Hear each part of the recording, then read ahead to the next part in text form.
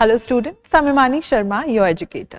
I warmly welcome you all on our YouTube channel where we in today's video are going to discuss and talk about the important previous year questions from the unit from the literary school of Poststructuralism. Now one thing beforehand we directly jump on to doing the questions, I would want to tell you that we have discussed this particular literary school in the previous videos. We have tried to talk about that. The major introduction had been given, right? How the school of post-structuralism varies and differs from those, from the school of structuralism. I have also made videos based on the same thing where we have tried to talk about the major theorists who are related with this post-structuralist school, the books that they have penned down, and then we have also covered the concepts and terms related to those theorists who are associated with the school of post-structuralism. Right? So we know that this school holds a very much important place, but before even directly again jumping to the questions, I would want to give you a brief here. Then 1960s में this school was formed, this literary school was formed, and there were many more critics etc., many more theorists who were giving their ideas. Now, as I already told you in many previous videos that from literary theory and cultural studies, this has been seen as a trend and a pattern that around 15, 20 or even in one paper 25 questions were there from literary theory, criticism and cultural studies. Hence, this literary theory as a particular aspect holds a very much important place when you are preparing for an examination such as UGC NET. Correct? So let's just now, without wasting any further time, let's just jump on to the very first question that we have. One of the key terms in Michel Foucault's work is discourse. This is best described as, so I told you that we have covered this particular theorist as well because he is totally and totally majorly associated with the post-structuralist thought, post-structuralist point of view. Now the approach you guys should be following is कि अपना pen, paper, notebooks etc. keep it with yourself. Secondly, pause the video where you see the question. Take your time. Take 2-3 minutes to read the question, grasp the concept, grasp and comprehend what the question is trying to ask you guys, and then I will be the one person who will be telling you the answers, of course, but I will be telling the answers straight away. So you guys need to pause your videos down and try to think about कि हमने पुराने videos में क्या क्या concepts cover करे हैं, what have we covered, what have we done, and what was my understanding of the concept, right? So that's how we are going to proceed with the previous year questions. Now let's just read it. We have different options. The power of persuasion in all articulation, does it mean discourse? The selective language that powerful people use, is it discourse? The conceptual frameworks which enable some mode of thought and deny or severely constrain certain others. Is this discourse or the ability to suggest transcendental levels of meaning in an utterance? So, the answer to this question is option C, that is the conceptual frameworks which enable some mode of thought and deny or severely constrain certain others. If you guys recall, I told you that Foucault is associated majorly with terms like episteme as well. When Foucault talks about episteme, episteme is something which literally translates to the word knowledge. How knowledge is spread. And knowledge is basically spread through whosoever is in power.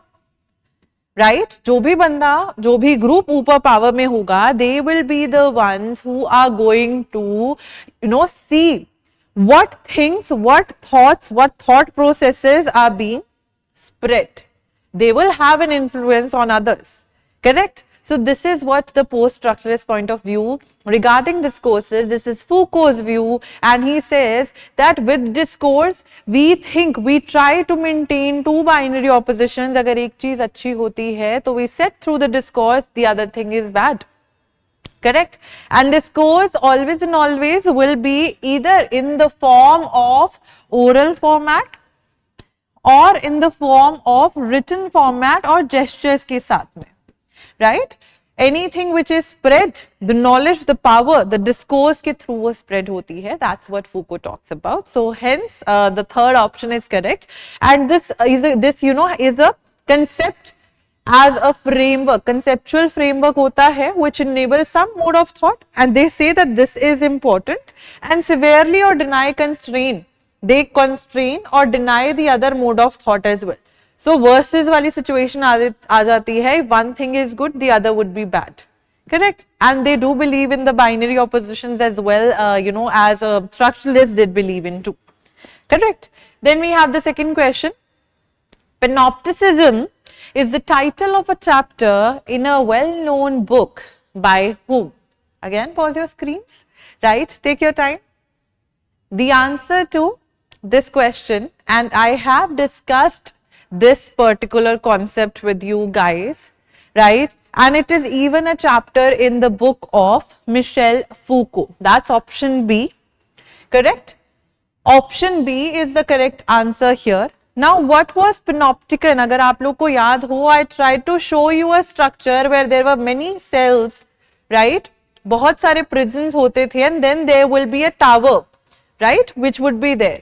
Through the tower, the person जो भी अंदर jailer होगा, they will be able to view the people who are in the cells, but the people in the cells will not be able to see if उनके ऊपर surveillance हो रही है या नहीं हो रही है, if they are under surveillance or not, correct? So that will make something out of it. What would it make? It will help the jailer, the people, to achieve the discipline that is required, and the discipline will come only when the surveillance would be taken care of, and the prisoners will not be able to know कि हाँ जी हमको कोई देख रहा है या नहीं देख रहा है, right? So this was first of all as a concept taken up by Jeremy Bentham, जिन्होंने इसको modern prison का design बोला था, right? Jeremy Bentham has tried to talk about it as the design of a modern prison, and it as a concept has initially been taken by Bentham, and then later on it is popularized by Foucault in the book Discipline and Punish. Wherever we see here discipline की बात हो रही है, of course we through the panopticon we are trying to maintain what? We are trying to maintain the discipline, correct? And Foucault tries to talk about that as well. Hence panopticism is a chapter in the book Discipline and Punish. So you are getting another fact as well from here which we already have discussed in the previous videos, correct? Next question. According to Roland Barthes, the writerly text is what? Is it linked to the active participation of the reader in the establishment of the text meaning? Or is it consumed by way of a seemingly unitary meaning? Or is it a unique expression of the writer's individual genius or immediately accessible to the reader? What does Barthes mean when he uses the term or the concept writerly text? A writerly text again, you guys. So the answer to this question is option A.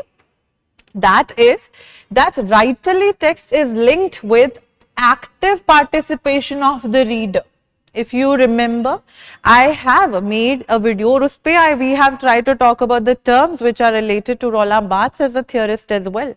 There we have tried to talk about two terms that Barthes has given. One is a readerly text. One is a readerly text. The other one is a writerly text. A readerly text is somewhat similar to the one where we see the reader being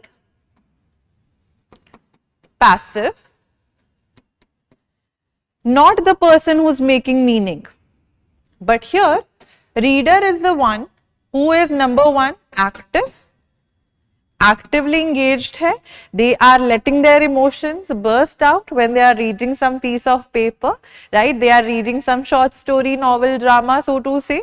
And of course, even if we see that the reader is the one who is making the meaning, meaning maker है reader यहाँ पे reader is not the meaning maker, right? So whatever the writer intended, the reader is just, taking the things, consuming them, that's all. He's not letting it come to his emotions. That would be a readerly text. You're just reading, you're just consuming. But here in the writerly text, the active participation would be there. The reader would try to make meaning out of the text कि कवि का क्या तात्पर्य था? What was the main aim of the poet, the playwright, the novelist and all? Right? So that is something which is writerly. Writerly हमेशा active participation के साथ it would be, seen as a parallel to. Then we have the next question. By which two of the following processes, according to Michel Foucault, does power operate? Remember, we have covered power, knowledge, discourse, episteme, etc. related to Foucault. Now, Foucault has given us many theories. He also has tried to talk about power. So, here in this question, you'll have to choose a combination from here. He says that by right rather than technique, by normalization rather than law, by control rather than punishment, or by repression rather than agreement. So, please choose the combinations from here. Pause your screens, take your time, try to understand where Foucault is coming from. Correct? So, the answer to this question is option B, that is B and C only. By normalization rather than law and by control rather than punishment. Foucault says that even if we again go to the panopticon structure, there we are just being viewed. The jailer is just viewing the people from the tower. The people who are the prisoners, they are unable to see. So the direct punishment is not there, but they are being controlled. And this is what Foucault says, and यही ideas आगे Marxism में भी चलेंगे, right? जब we will have the concept related to ideology, hegemony and all, कि consent के through हमें चलना है, we are not going to use any kind of punishment. And Foucault also says the same thing in different words. He says that we need to control people through the knowledge, through episteme, rather than punishing them. Giving them punishment, lots and lots, barbaric punishments हम लोग को नहीं देनी है. We are going to play with this, correct? So by control rather than punishment, by normalization rather than law, we should not make laws that you are supposed to do this and that, because at times people do go against laws.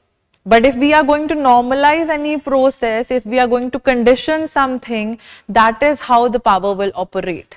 If we are normalizing, and this thing has been conditioned in the Indian society majorly, that boys are considered to be the people who cannot cry and all. So this is one such thing जो धीरे धीरे condition and normalize करी गई है, which should not be normal. Same is the case with the women, that they are the ones who should be looking after the family, children, work and all. But that should not be normalized. Literal sense में it should not be normalized, but Foucault says that power strategically through the discourses, it works if we normalize the same thing. It will keep on going and moving forward and forward and forward. The thing of patriarchy, etc., it's there from the centuries, but still is there, because whosoever was in power, उन्होंने उस चीज को बार बार करवाया है, and now people have normalized it. So he says that power operates through normalization rather than law. कानून बनाने से नहीं होगी. Secondly, he says that we need to control people strategically through their minds rather than punishing them physically. Correct? So mental thing is something that we can play off with. That's why option B is the correct one. Next question is, this is a passage from one of the important works. So we'll read it. We know now that a text is not a line of words releasing a single theological meaning. Theological means something related to God. The message of the author God. So whosoever is the writer, उन्होंने God जो है, God की पद्धति जो है, he has given to the author, because he is the meaning maker. As God has made the society, God has made and created the world, the universe, here author is creating a work. Hence he has been called and given the name author God. Correct? So we know now that a text is not a line of words releasing a single theological meaning, but a multi-dimensional space in which a variety of writings none of them original by the way, blend and clash. Literature, by refusing to assign a secret ultimate meaning to the text and to the world as text, and to the text liberates what may be called an anti-theological activity that is truly revolutionary, since to refuse to fix meaning, what meaning is, in the end, to refuse God and his hypotheses that are the reason, science and law. So this is the passage. Now I'll give you the options. If you want to read it again, you can pause the screens, so to say. The options we have are Tradition and the Individual Talent by T.S. Eliot, Discourse in the Novel by Mikhail Bakhtin, What is an Author by Foucault, and the last option is The Death of the Author by Roland Barthes. So pause your screens, even you can go backwards, 10 seconds back, read the passage again. The answer to this question is option D, that this paragraph, this passage has been taken up by Roland Barthes' essay, The Death of the Author. Why is Barthes talking about the author to be dead? He does not want the author to be dead in the literal sense, but he says that, and that's why he has given us the concepts of readerly and writerly, where he says that writerly text is something which leads the reader to actively participate in the meaning making process. So here he wants not the author to come and tell the reader कि आप क्या पढ़ रहे हो, आपको इसको कैसे समझना है, but rather the reader should be the one person doing the same thing, reading, understanding according to their point of view. And this text is majorly associated, it is associated with the post-structuralist point of view, right? This text is considered as a post-structuralist text. So of course here we are going not to give the single authority, single unitary thing to give the meaning, to give or attain the truth, but we are rather going to give the same book, give the same text to multiple readers and open our arms and welcome the interpretations that they have after they have read a text. So that in that sense, Barthes is saying that the author should be dead and the reader should be the one where the reader is born. Why? Because of the fact that reader is making the meaning and he or she is not just literally understanding what the author meant to say. Correct? Because that is also associated with post-structuralism. They say only one meaning is not enough. We cannot reach to one truth evenly. We need multiple meanings, multiple things to, so to say, and we can even attain truth through the irrational thoughts, irrational feelings. Who are we to judge the other people's interpretations? So they say plurality is welcome, singularity is not. And singularity is welcomed by the structuralist. Hence, this work is important from the examination point of view. If you have time, you can read the text as well. In some of the syllabuses, it is prescribed as well in the college and university syllabuses. Correct? So with this, I'll take your leave. I hope the things were clear to you all. We have tried to discuss the questions related to the post-structuralist concepts, the theorists and what they try to talk about. We will bring another videos based on the same thing, different theories as well. I'll see you guys again. Till then, you keep on studying. Thank you so much and have a good day. Bye-bye.